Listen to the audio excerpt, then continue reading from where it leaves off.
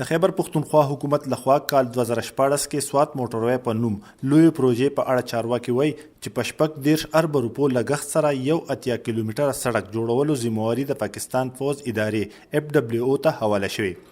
سوات موټروي د صوبایي حکومت په وینا د مې په 15مه نیټه په ارزي توګه پرانستی شوې.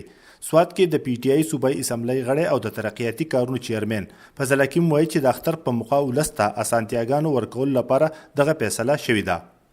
اوس دا دومره اساني رااله چې څنګه د موټروي ناکوشي نو جام کېده پکې نه سیده راځي چکدرې ته د چکدرې نه کله ډېره ګنټه نیمه یا 15 منټ ګڼه ده ډېر زیات زما په خیال د لاکونه پلس ګاډي د پورونه پورې د بیګا پورې چې سم ماته انفارمیشن دی د 1 لاکونه پلس ګاډي هغه سوات ته انټري شوي دي او د 5 لاکونه پلس هغه انسانان انټري شوي دي نو دا ډېر غټ تعداد دی.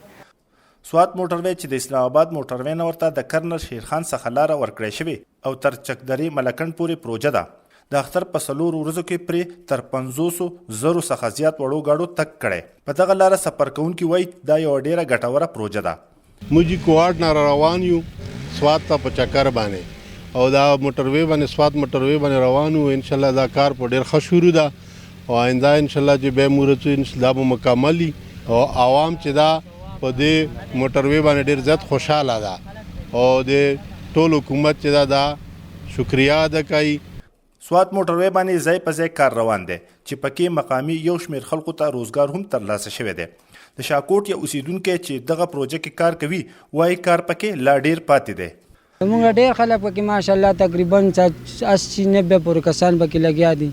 خپسور کې لکه بار مزدوري نه بیغمه یو لکه سوات یا پنجاب ته د کشمیر نه خو خپل روزګار هم شروع دی شکر دی.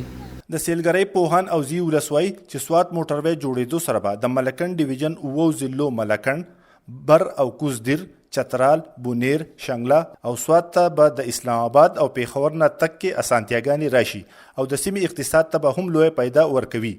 نیاز احمد خان مشال ریډیو سوات.